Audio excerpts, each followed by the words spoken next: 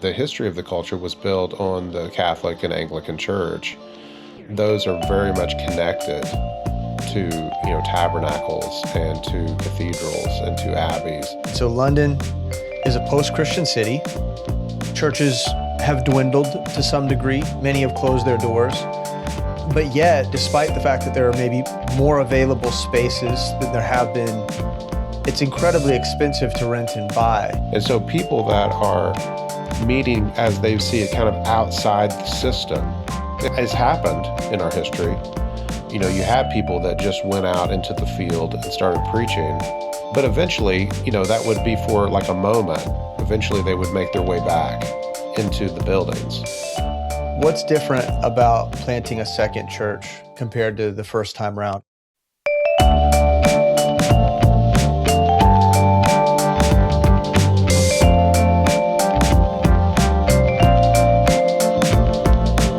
Hi, I'm Brandon Briscoe, and welcome to The Postscript, Living Faith Bible Institute's weekly podcast that invites listeners into in-depth theological and ministry conversations with pastors, Bible scholars, missionaries, and professors.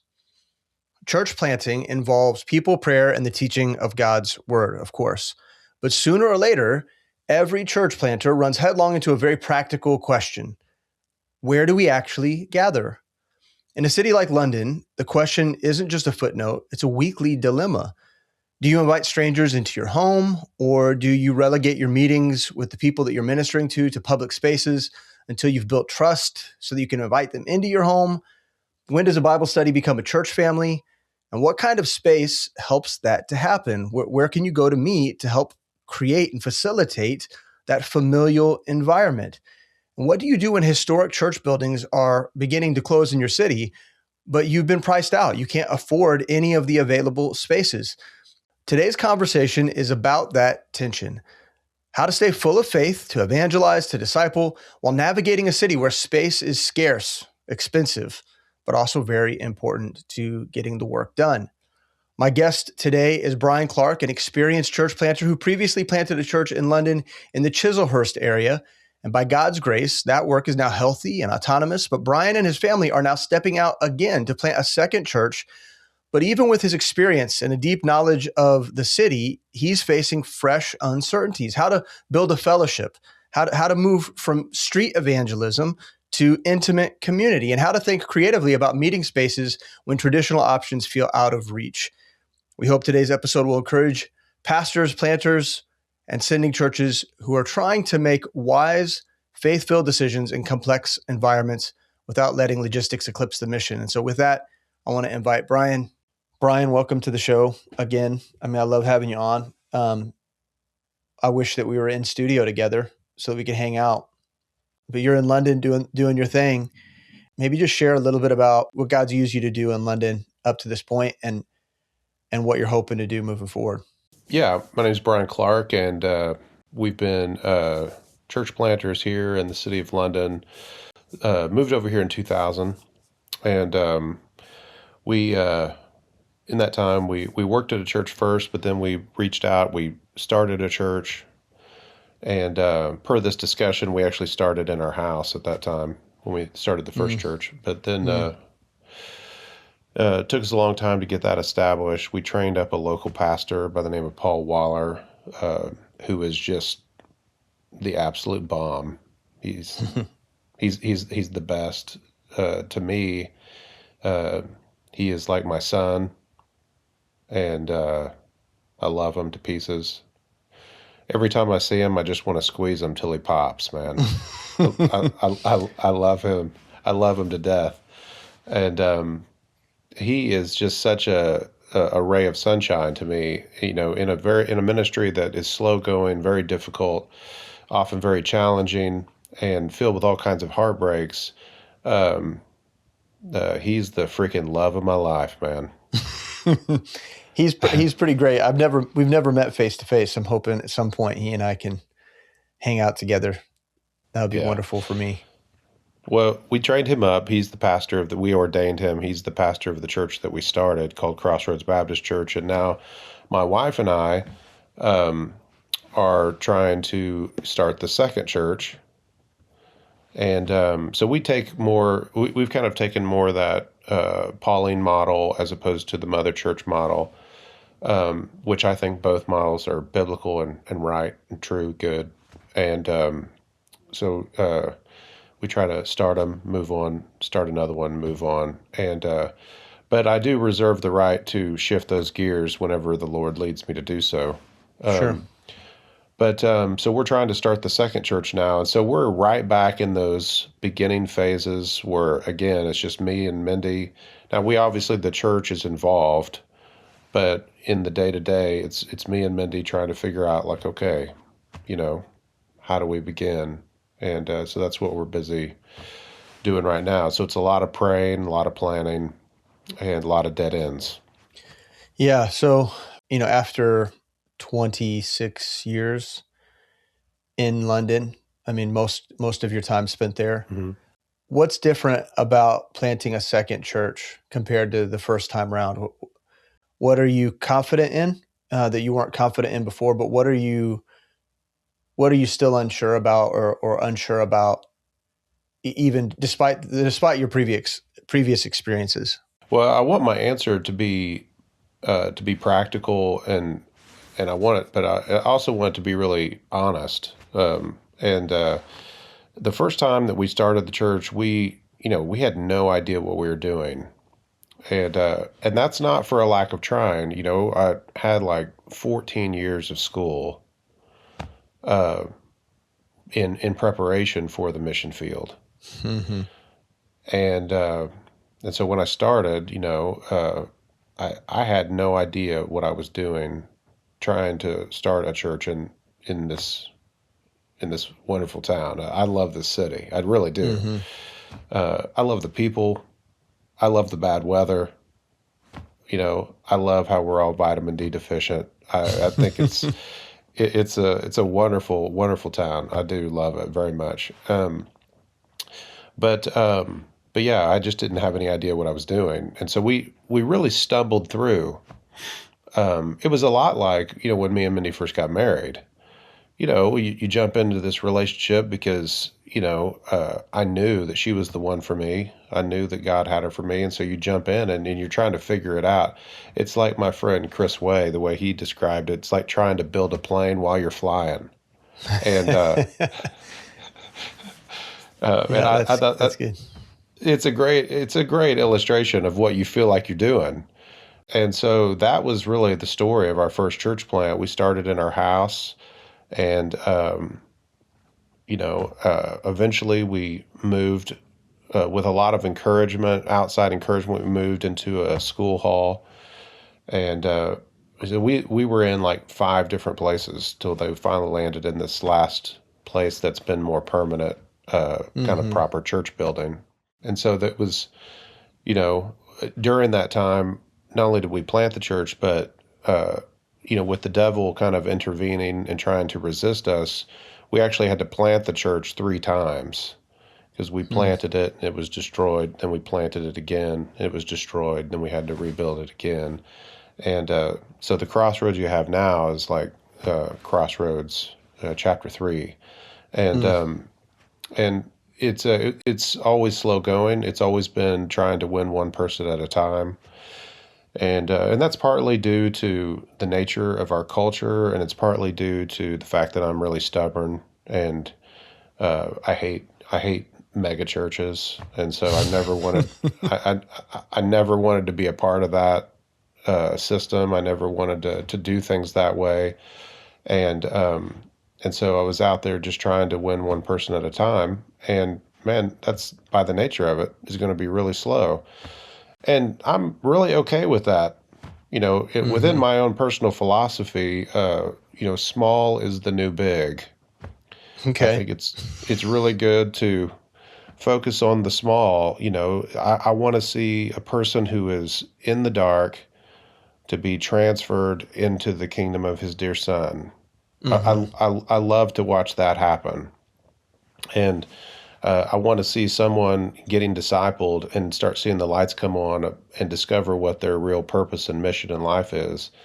And then even better than that is to see the man that I've trained, to see him doing that is the really good stuff.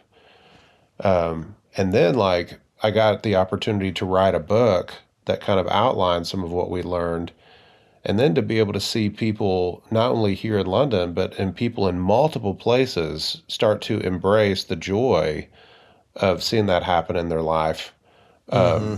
and getting the reports of other people doing that and for it to spread. Man, that those what seem like small things, they seem like small wins within the scope of what is commonly understood as modern day ministry. To me, that's the big stuff. Mm-hmm. And that's what I mean by small is the new big. And Yeah. so that, and that's, maybe I'm wrong, but maybe I'm just forced into that because the nature of ministry across the board, even across denominations, across everything, everybody struggles with that Mm-hmm. smallness. Yeah. And you're saying that maybe it's kind of been handed to you culturally by the nature of the city and the Yeah, nature of the work. And so, you had to kind of adopt this view or really be so disappointed that you have to step away. I mean, it's yeah. a it's kind of a city where one person at a time is is necessary. That's a critical approach. And my perspective on that is that it has been handed to me within the this culture. But my perspective on that is that that has been a blessing Mm-hmm. that has been handed to us by God, so that we can learn the lesson that that stuff is what I really think that He's interested in, Yeah. and and that stuff really is the big stuff. And so my perspective is a little bit maybe opposite of what would be natural because I think that instead of seeing that as an obstacle and a burden, I've come to see over the years that it's a blessing to help renew my mind and help me to see like, well, actually maybe you're looking at that the wrong way. Maybe it's time that we stop looking at this, from the lens of Hillsong and Andy Stanley. Sure.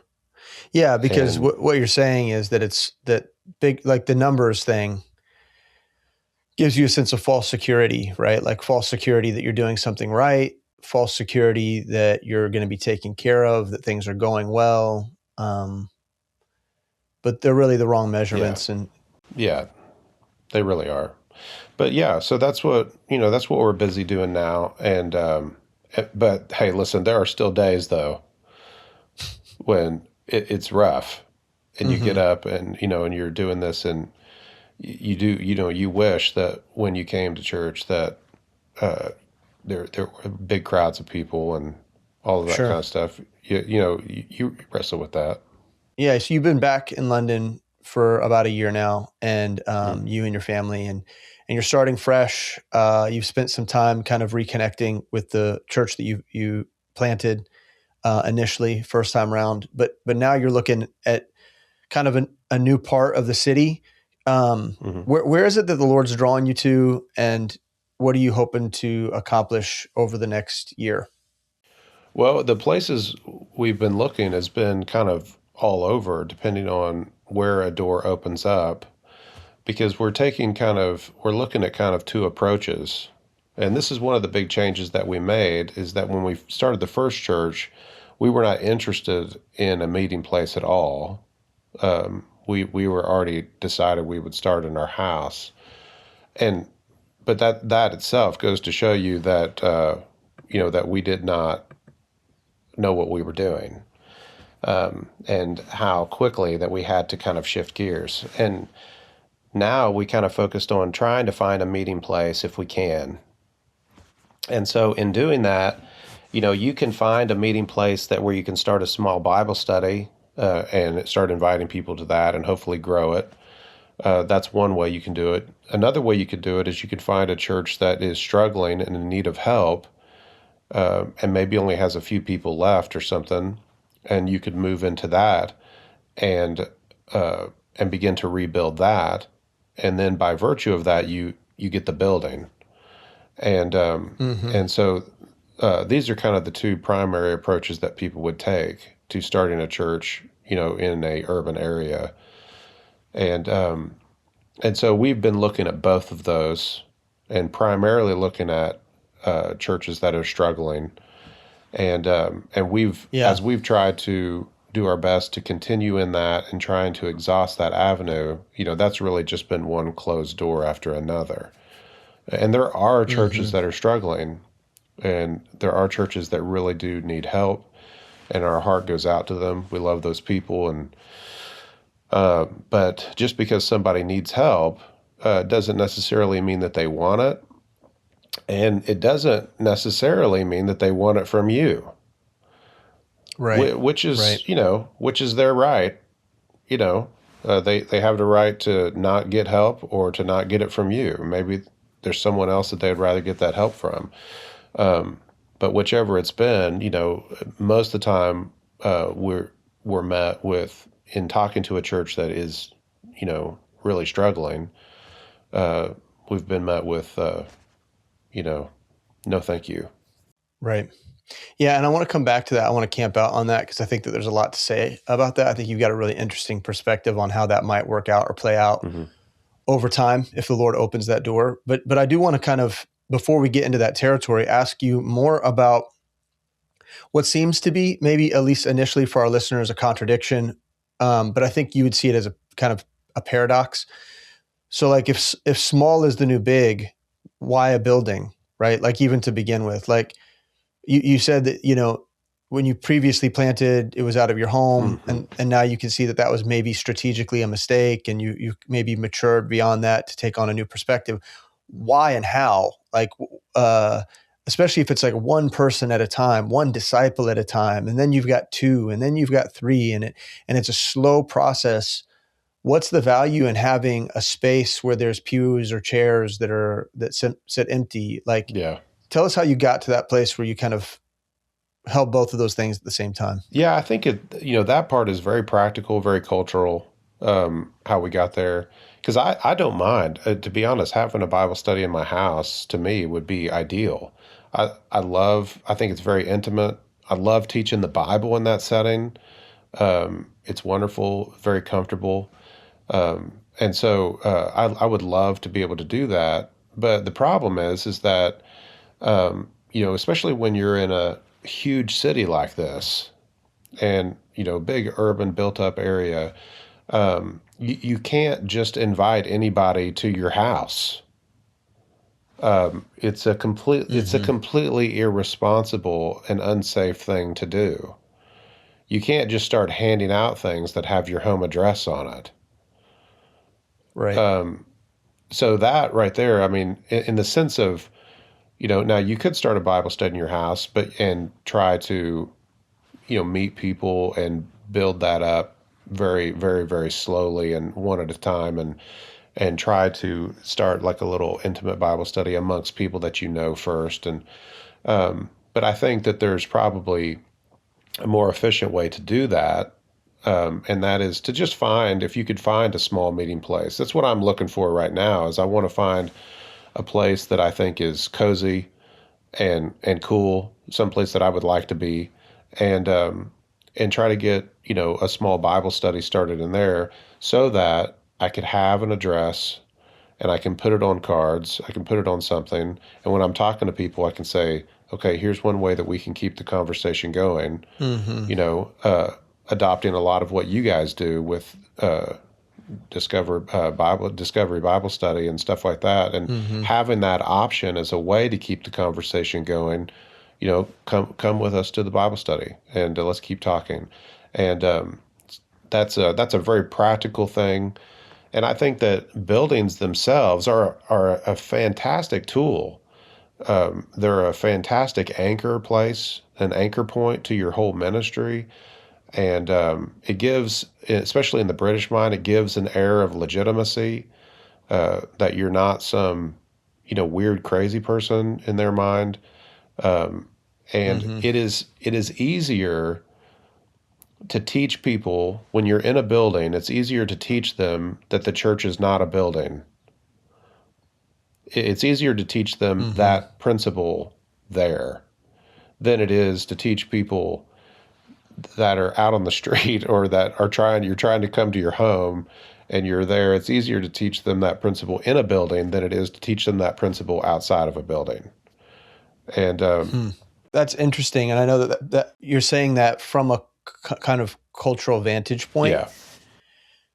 Because I think someone in another place would say the opposite. They would say, well, it's easier to teach. Obviously, it's easier to teach a person that church isn't a building if they're in your home and they're doing family and they're doing spiritual family and they're loving one another and they're breaking bread together and they're engaging in chit chat about life and there's an intimacy that comes with being in a home. And so obviously that's the best way to kind of establish a foundation that church is not, our ecclesiastic body is not in four walls and a roof. Yeah.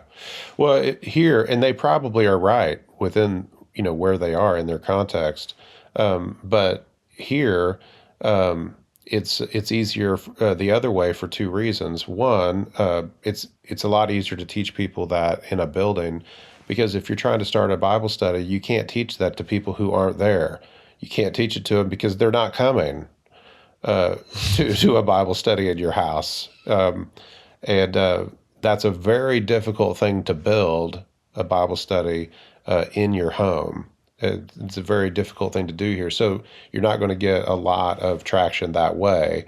And it's also because the British mindset sees the building as a sign of legitimacy so much. It's so woven into their culture that it really seems like all you're doing is just making up reasons for why you don't have a building. So explain that a little bit, because there might be other people who are in urban settings. Explain that culturally, like why philosophically is that kind of part of the DNA of people in London? Can you maybe express to us why it is that they think that way? And so that way people can recognize it maybe within the culture that they're in. I think in our culture, if I had to stagger a guess, I think it's because the history of the culture was built on the Catholic and Anglican Church.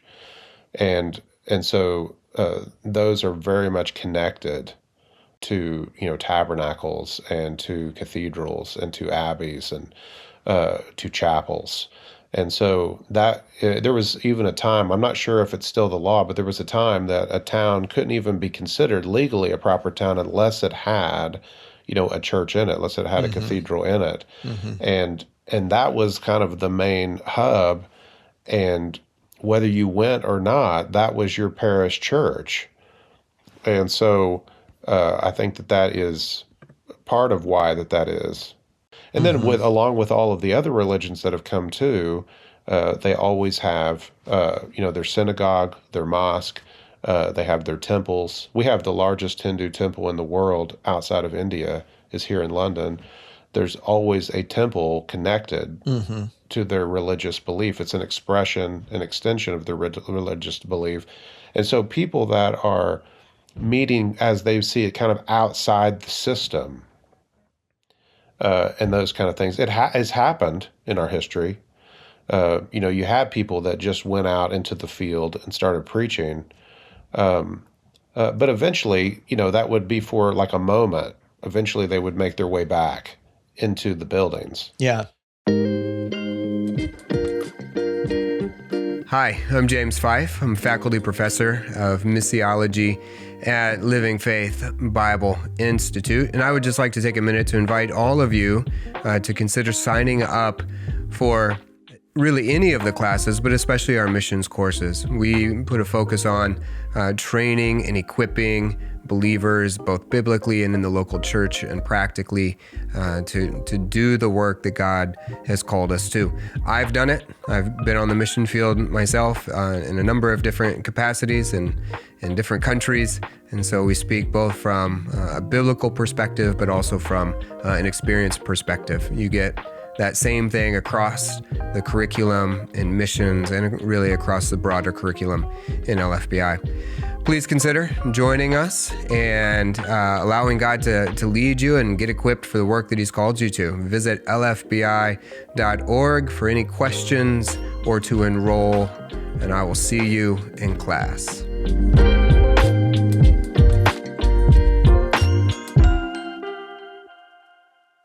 How do you reckon that with the idea that Baptists have never really been focused on the formalism in their architecture and the spaces that they meet in? And so, obviously, Right. as a Baptist, you're not super concerned with whether or not there's a steeple on top, or if there's stonework, or if there's stained glass windows, or for independent fundamental Baptists like us, those are things that we're usually not very concerned about. And so, what is the middle ground look like? I mean, from your perspective, Yeah, I think it's really good to not be, concerned about that. Because obviously, even though that is the culture, I'm not saying it's a good thing that they've had that as a part of their culture. I'm just saying that's probably why they would see those cathedrals and buildings, as the, that would for them would be what we would call today the mainstream. And if you're not in something like that, then you're outside the mainstream. So now they're like, why are you outside the mainstream? Why are you weird? Why are you not a part of that? And Right. and that goes even down into the more Protestant evangelicals and the non-denoms and Baptists and stuff like that, because they still all gather together under these Christian associations.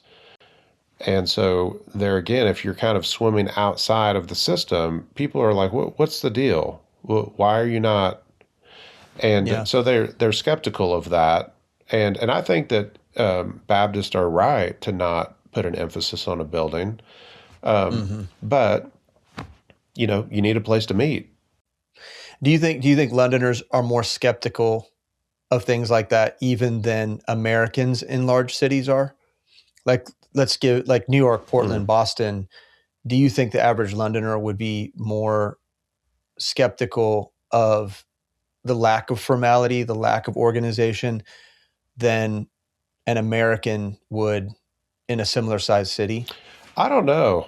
I don't know. I think that because it's hard for me to judge, how skeptical like a Bostonian would be or someone in Portland would be. But I would, if I had to guess, I would say there would be a real similarity. I've seen a lot of similarities. Do you think the revolutionary aspect of the way Americans think, like the kind of rebellious nature, makes them more open-minded to things that look like they break from cultural norms? That's the thing that I kind of wonder that's the difference, that in a place like Portland, there's so much kind of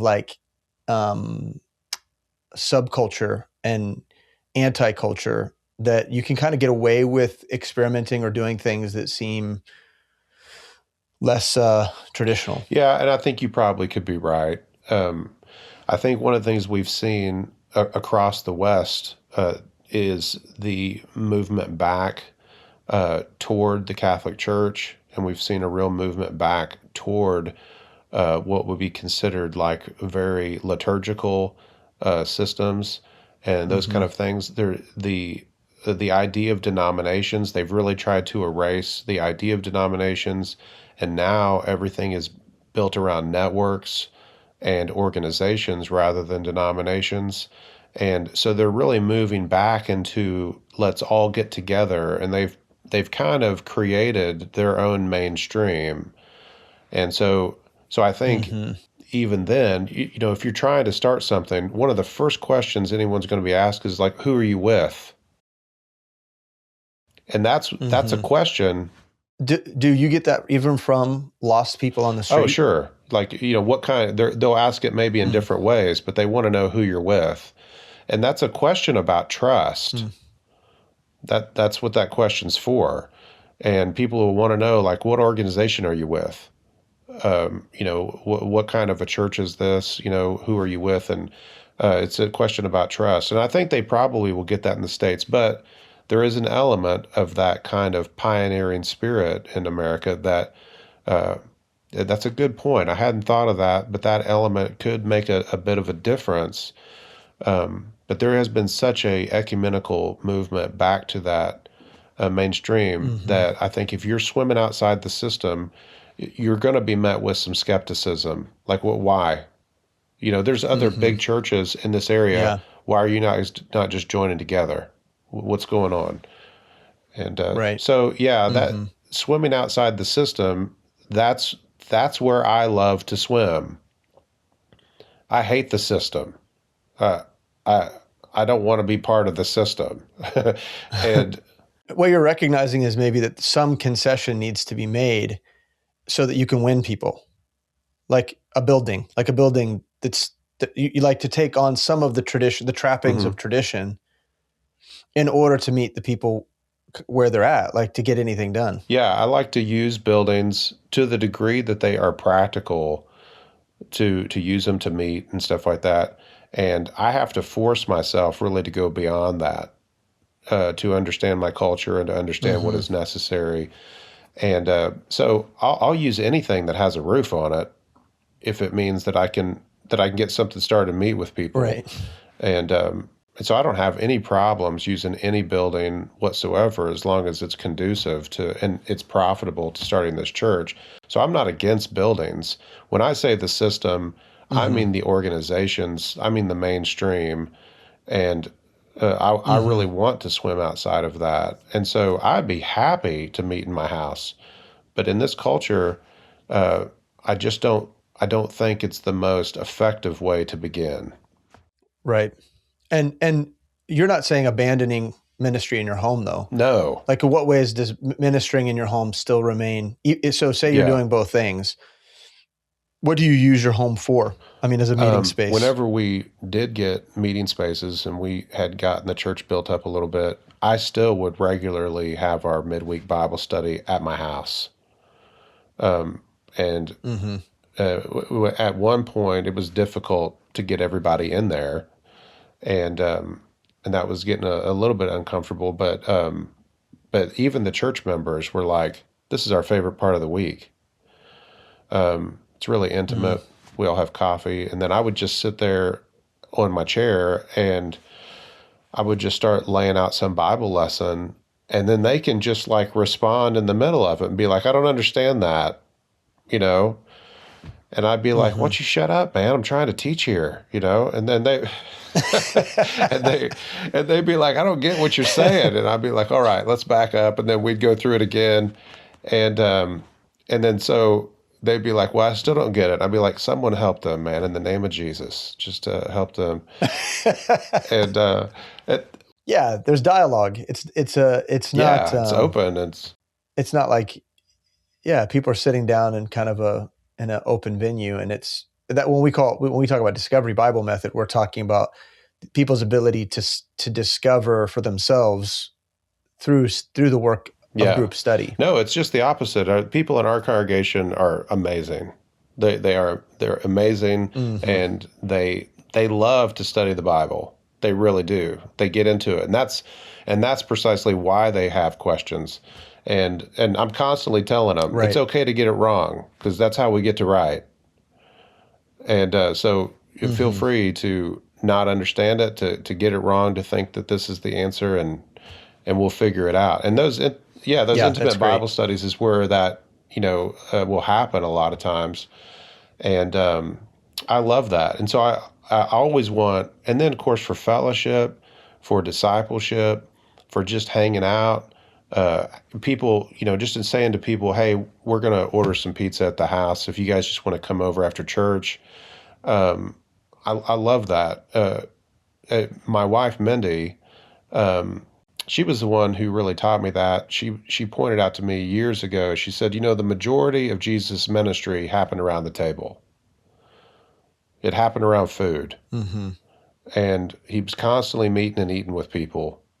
And she's like, that's what our home's supposed to be about. And so she just wants our home to have an open door. But, you're in an urban setting, you're a big city and all that. So yeah, once you have your church and your kind of meeting, then yeah, you can be like, hey, let's all go to my house. Now your home can be open. You just can't put your address on pub, public things. Yeah. So when you're doing outreach, it's important to have kind of a neutral space Right. that's good for net fishing is what we'd refer to Yeah. it as. Like net fishing is like big groups Yeah. come and see, here's the event, and doing that has value. Absolutely. I think it absolutely has value. Yeah. Sure. But it's just like for most people, that's the end. That's the end goal is like, yeah, find Right. a space and fill it up. Okay. So now we're done. Right. And it's like, yeah, that's supposed to be just a means to another end.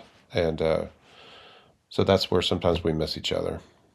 So let's maybe talk a little bit more specifically about the difficulty that you face. I mean, so London is a post-Christian city, and I imagine Hmm. that combined with COVID, that churches have dwindled to some degree. Many have closed their doors. But yet, despite the fact that there are maybe more available spaces than there have been in times past, it's incredibly expensive to rent and buy. Hmm. Can you walk us through some of that and explain to us what the market is like, and Sure. like what are the things you have to factor in when you're thinking about the spaces themselves and what makes sense, especially for the size that you are. I mean, you're just getting Sure. started. Well, So help us with we that. went to this one church that they were struggling, and we had heard that they were going to close their doors, and so we had a friend of ours, a very close friend, that had been attending there, and we heard about it. So I went over and I talked to the general secretary of the church, and I sat down with her and I said, listen, I told her who I was, I told her what I was doing here and everything, and so I said, I have the time and I've got the people, we have the resources, we've got everything you need. I said, this church has been around for 100 years or more, and we've got everything you need to help you keep these doors open. We do not want to see you close these doors. That would be a tragedy. And so just tell me. I said, I work free of charge. You don't have to pay me anything. I volunteer completely. Just tell me what you need me to do. I'm happy to help in any way we can. We have the leadership. We've got the ground workers, whatever you need. And she said that we'll pass. And they chose to close the doors Wow. anyway. What was so sad about that is that in the title deed of the place, which was very strange, but in the title deed, they actually had it written into the deed that if they sell the place, or sorry, if they close the doors, the building has to be put onto the market to sell. Now that's strange because most churches are controlled by a trust. And so, because it's controlled by a trust, it can't really be used for anything other than a church. So, if one church, closes, they really want another church to move in so that the building can continue to be used as a church. And that's honestly, that's the majority of time how young churches get a building. It's gifted to them in that sense that whoever's running the trust wants the building to be used, and they'll say, yeah, you can move in and use this. Or maybe it's just a guy takes the pastoral position of a church that's about to die, and you start doing it. And most of the time, that's how people get a building, because this church, when they had mandated they can't do that, they have to put it up for sale. So we immediately saw this beautiful building that had the most beautiful hall, and it even had a pastor's home connected to the property, was on the market to be sold for like 1.9 million pounds. To give you, now this is a church that would probably, it would probably seat, it wouldn't even seat 100 people, probably. but it had a nice facility. It had a nice hall connected with it, with a kitchen and a house. And man, I saw the home, like the pastor's home, and I was thinking that'd be perfect for like interns. Make that into like apartments, and interns could stay in that. There could be so much we could do on that property. And so now it's going to be bought by whoever. They could turn it into a supermarket, they could turn it into a mosque, or they could turn it into whatever, because it's just on the open market for people to buy. But if you want to buy that building, well, you've got to come up with almost £2 million. And well, who's got, that most of the time that's not unless you're coming from some really huge organization that has, millions in the budget. You're not buying a building like that. And there's no place Right. to like buy property and go and build a building. There's just no ground like that. Right. And so the only way you can really get a building is if someone, lets you move in to a building controlled by a trust, or you have a dying church that will bring you on as their new pastor. What's the likelihood of something like that opening up? Obviously the Lord can do anything, and I hope one of the byproducts of this episode is that people are praying that He would do exactly what we're asking, that He would provide the space that you need. But how often are you seeing these churches pop up, and is that price common? And what is one of the things that I think is really important that you and I talked about previously is how important it is for you, and this is related, to draw very clear lines about who you are and what you plan to do. Like, it doesn't do anybody any good if you kind of sell yourself to someone but mislead them along the way. So maybe explain that dynamic alongside the possibility of finding a space like this. You said it, and you said it. I mean, that's exactly right. You have to say who you are up front, and so that they know what they're dealing with. And the likelihood, it depends on who you are, will increase or decrease the likelihood. Because these church buildings, like I said, they're controlled by a trust. Well, so those trusts will oftentimes have doctrinal statements attached to them sometimes. They can be controlled by organizations that have doctrinal statements. And so you have like the Baptist Union over here, and they have a very liberal doctrinal position. And then you have like the Grace Baptist Association that has a very Reformed Calvinistic doctrinal, is a very doctrinal organization. You have the FIEC organization, and they're a little bit of a combination, not of the liberal part, but a combination of non-Calvinist and Calvinists, mixture with some Pentecostal flavor, mixed in. And so these organizations will oftentimes control these trusts. And so if you're moving in and you're like, if you're me and, you're a Baptist and you use the King James Bible and you're dispensational and your ministry is going to be discipleship focused, you're not necessarily a social justice warrior, or Right. interested in social reform. If that's who you are and you want to preach expository messages and do evangelism, your chances of people being like, man, you're exactly who we've been looking for.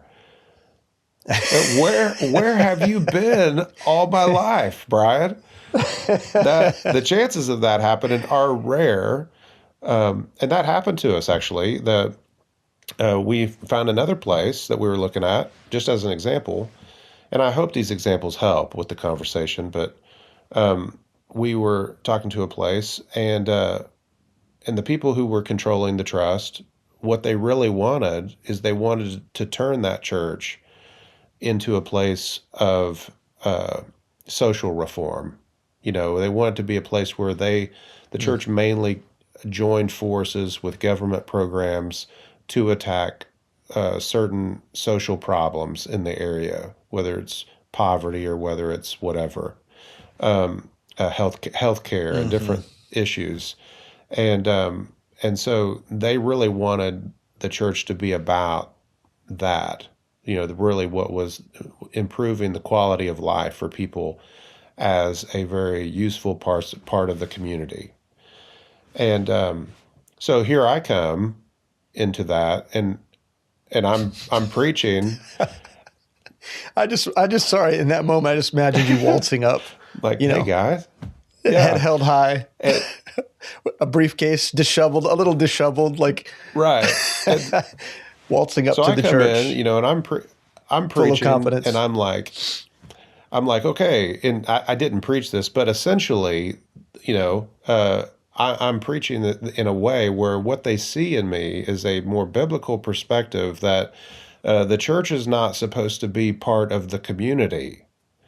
The church is the community, and we want them to become a part of us. Mm-hmm. And that is a paradigm shift in a biblical perspective that discipleship helps people to Right. embrace when they understand what the local church is. And whenever you hold that biblical perspective that we are the community and we want you to be a part of us, when you do that, the community outside always benefits as a result. Historically, you've always seen Mm-hmm. that. When that happens, then hospitals get built, education gets better, women are protected. All of Right. these things happen as a Yeah. result. So I come in and I want to teach from the Bible and I want to make disciples, but they don't really see my long game. They just see that the focus is not going to be, on social reform, and so they're like, in this particular case, the people in the congregation, which was very small, they were like, yeah, man, this is great. Let's do this. But the trust, Yeah. they said, well, there's no formal membership here. So the trustees, we're actually going to make all the choices. And that's not what we Ah. want to use this church for. So we're going to go a different way.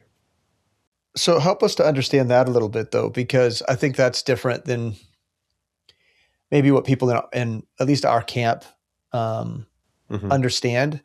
So, so like in America, a lot of the churches are in these situations actually either controlled by the congregation itself, right? Like a vote would need to take place, or there's a board made up of Hmm. members. Maybe it's a deacons board, and they kind of control this decision making. But what you're suggesting is that it's common in London for this group of trustees to actually be affiliated with a broader organization versus actually being members or a part of or attendants to the local church in question. Well, you're going to have a mixture. The churches are definitely Mm-hmm. going to be affiliated with organizations, for sure. That's across the West. Churches they identify more with their organizations than they would their particular denomination these days. And it'll be there's a Mm-hmm. mixture, but we're also seeing a movement for some time now, especially among the megachurches, where they're just doing away with church membership altogether. Like that's not even Mm-hmm. a thing in a lot of bigger churches in the States. And over here, you're going to have more that will have memberships, and there will have to be votes because of that. Because the Charity Commission says if there's a membership, they have to vote. But I'm just saying that if in this particular case there was no clear church membership, so the trust got to make Mm. all those decisions, and and so if you don't have a church membership, then the trustee board would be responsible to the Charity Commission to make the best decision for that church. And and these, Mm-hmm. like I know some of the people on the trustee board, and uh, man, I love them. I really do. I love them. But they wanted to do something completely different with that thing, and that's my main point. It's not to say that my point is not really that what they're doing is right or wrong. My point is that when you go in to say, hey, I'm here to help, it's not as simple as that. Because you have people that want to do different things with these buildings, because you discover you're not the only person looking for a building all of a sudden. You're not the only person that is concerned about space, and people see the space and they can see it as a way to sell a building and make a ton of money for their organization that controls the trust. Or they can see it as a way, hey, we have this space that's dying out. We can use this for something totally different now. And then you just have other times where there's the doctrinal differences are so much that the people who are left are like dyed-in-the-wool Calvinists, and they don't want your dispensationalism. They don't want your dispensational theology and that kind of thing. Right. You just run into now. Okay, sorry. Let me just back up and say this: we've seen the opposite happen, where we've seen missionaries come over, and they don't have any of these kind of convictions. So they don't really care what version you use, and they don't care if you're a Calvinist or if you're not. They take more of the approach of, like, we're not concerned about that. It's more, we're all part of the body of Christ, and we can get along. That's the way they paint. We can get along with anybody, kind of thing. And so they conform? For sure, yeah, they, yeah, out of pragmatism, and they'll move, they'll move into a building, and now if you listen to what they preach, most of the time it's going to be, you'll see it's dispensational, and it's, I should say, well, to be honest, they don't ever preach anything that's deep enough to really get dispensational. Most of the time what they preach is preached on felt needs, so they're going to preach a lot of that kind of stuff. And those kind of doctrinal issues never come up. They never become a problem because it never really gets deep enough to do so. But that's, that's our problem, is that, I do want to be honest with people about who I am.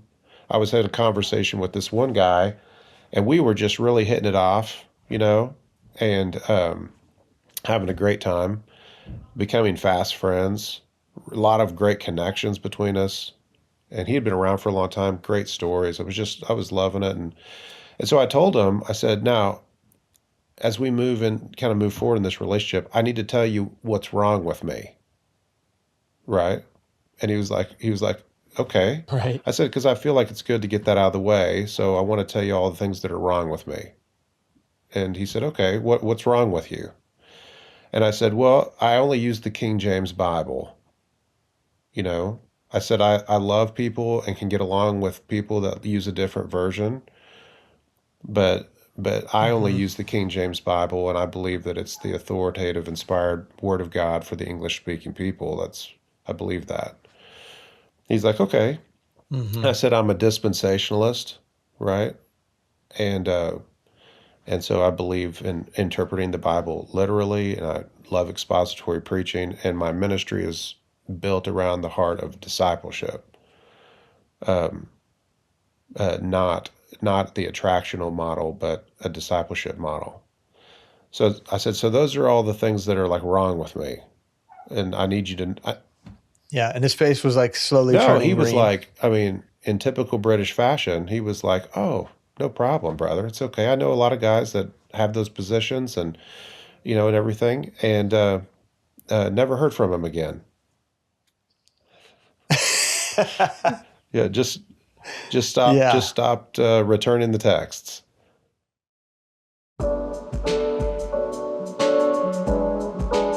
Hi, my name's Cale Horvath. I'm a missionary and church planter in Budapest, Hungary, and the host of Missionary Roundtable, the podcast. I'm super thankful for Living Faith Bible Institute. I graduated from there in 2017 and took as many classes as I could because it was just wonderful to be able to gather all of the Bible curriculum and all of the important studies that I needed to be able to go into ministry, but also learning from pastors and shepherds who were using their knowledge and expertise in the field and not just professing about it. Incredibly thankful for everything that I learned, from practical missions knowledge all the way to deep theological studies like eschatology and prophecy in the Bible. Definitely something that you need if you want to serve the Lord in ministry. You need to have a solid biblical knowledge, but you also need to know how to do ministry. And what better way to do that than to learn from people who are actually doing the ministry? For more information, check out lfbi.org.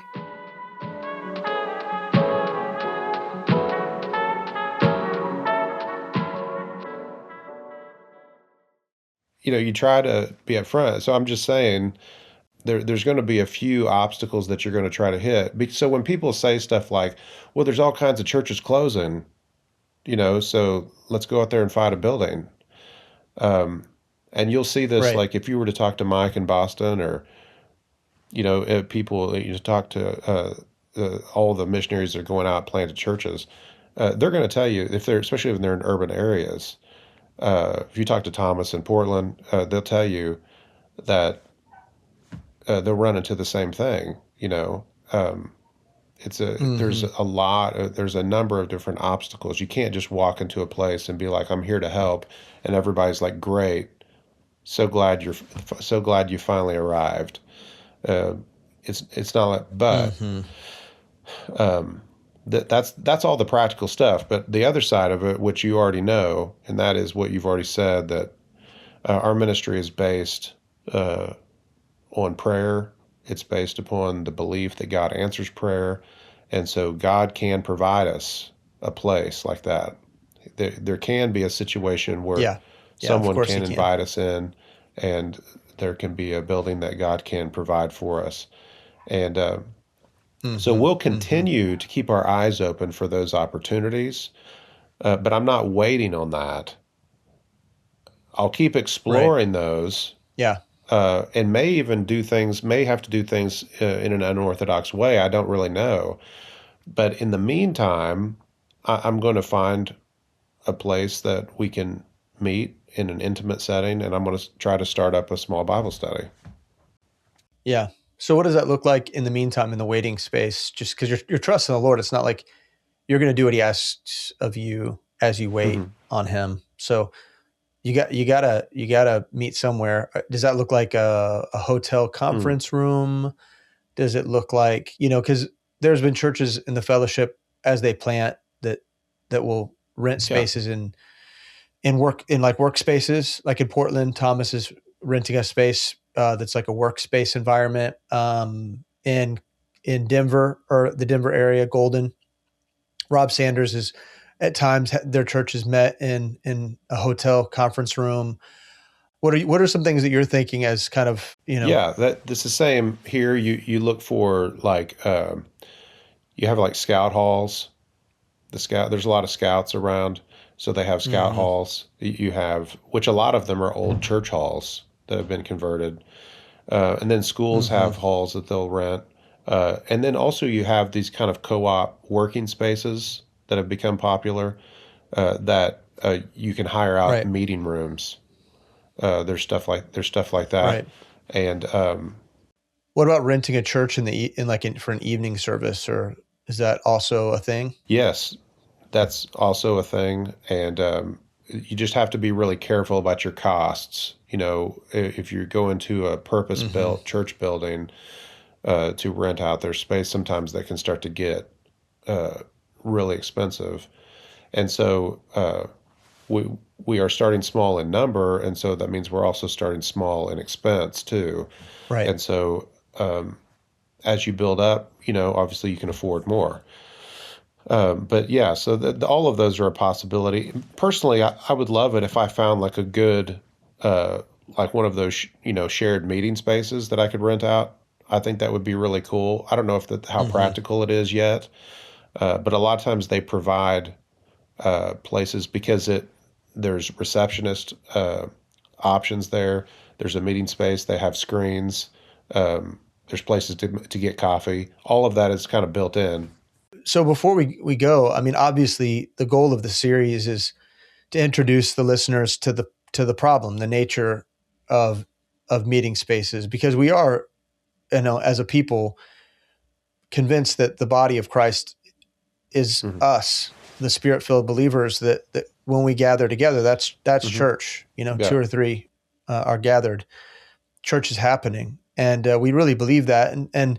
But the thing is that the awesome problem is that we're beginning to plant churches. Our fellowship of churches is beginning to plant churches, and it means that we're going to have more conversations about resources and what it looks like for us to find spaces for the people to meet in. Yeah.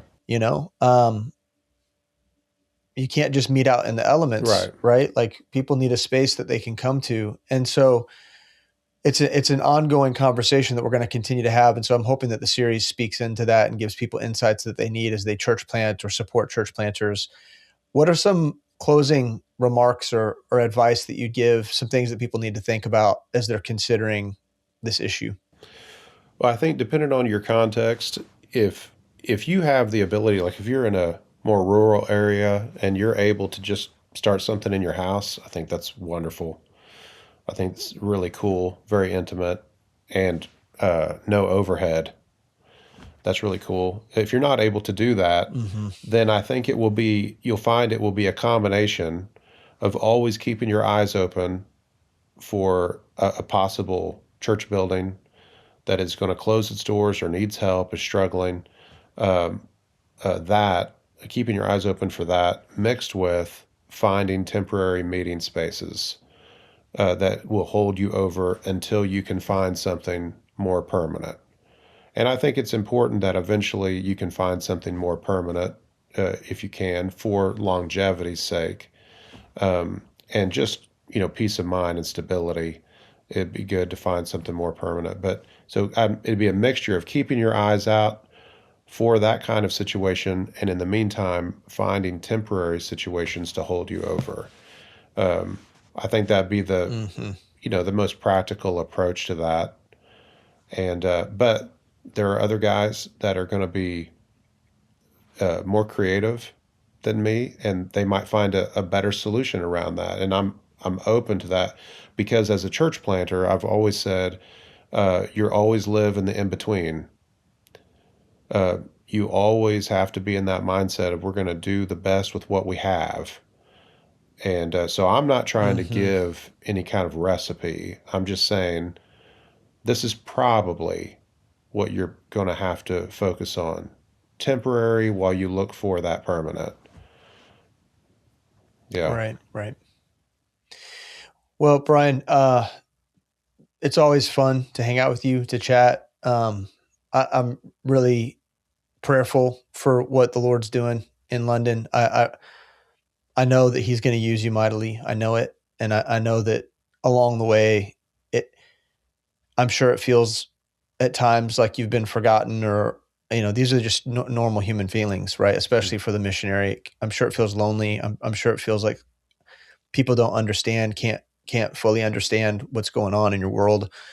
But we do love you. The fellowship loves you. The Bible Institute students love you. We're praying for you, and we want God's very best for you and your family and the work ahead of you. We want to see you be exceptionally fruitful and have the most wonderful judgment seat that anybody can have. And so, Lord, let the Lord multiply your work. Man, I tell you, I really appreciate that. It means the world to me. There are days when it does get lonely, it gets dark, and I have to remind myself, and be thankful, because I have the greatest wife that a man could ask for, and that's no joke. I mean, she is fantastic. I have 4 of the greatest kids that anybody could ever hope for. They are amazing, and they will never even begin to know how much I love them. And then I have a son and daughter in the Lord, in Paul and Emma Waller, that I am so proud of, that I love so much. And we have got a wonderful church here of people that are just fantastic. And I've got so much. The Lord has already blessed me with so much.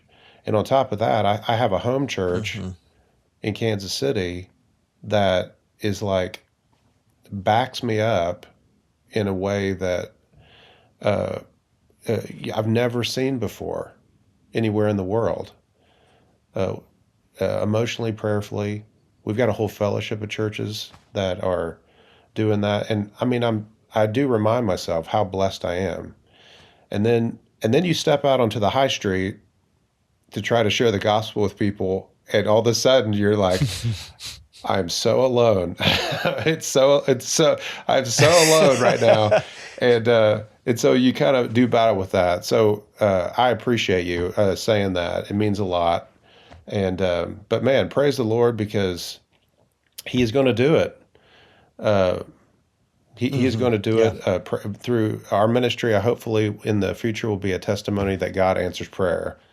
That will be, no matter what anyone tells you about the practicalities, that's the only way a ministry will succeed. Yeah. Yep. Absolutely. Well, thank you. Thank you for being our friend and coming on the show today and spending time with our listeners. It means a lot to us, and hopefully it'll affect the way that future church planters see this particular dilemma. Thanks, man. Thanks for what you do. Appreciate you. And we want to thank you as well, the listener, for joining us for another episode of the Postscript. We love it when you spend time with us. We really hope that this series has been good for you and that it's been informative, and it shows you how you can be prayerful for the missionaries that your church supports, what it looks like, maybe if you're considering church planting yourself, some of the hardships that you might face, some of the resource issues that you might run into. I think it's really good for us to be aware of what's happening on the mission field so that we can best support it. But we know that there's also many of you who are right now listeners of this show, and you know that the Lord is calling you to something bigger. You know that your ministry is growing, that your leadership responsibility is growing, and you've got this inkling in your heart that you're supposed to go. At some point, the Lord is going to call you to be a part of a church planting work, be a part of a missions work. And if that is you, man, we would love it if you joined us at the Living Faith Bible Institute. We would love it if you came and got equipped with us. We know that you're doing discipleship probably in your local church and you're getting trained there. But if you want a deeper understanding of God's word, if you want a ministry philosophy that reflects a biblical view, we would love it if you came and joined us. And so please visit lfbi.org. You can learn from many instructors just like Brian, who invest their lives into training up church leaders and ministry leaders just like you. And so join us. We'd love that. lfbi.org. But again, we love you. We thank you for the time that you've given us today, and we can't wait to spend more time with you again next week for another episode of The Postscript. God bless. Thank you for listening to The Postscript. If you enjoy the show, please leave us a rating and review in order to help other people find our podcast.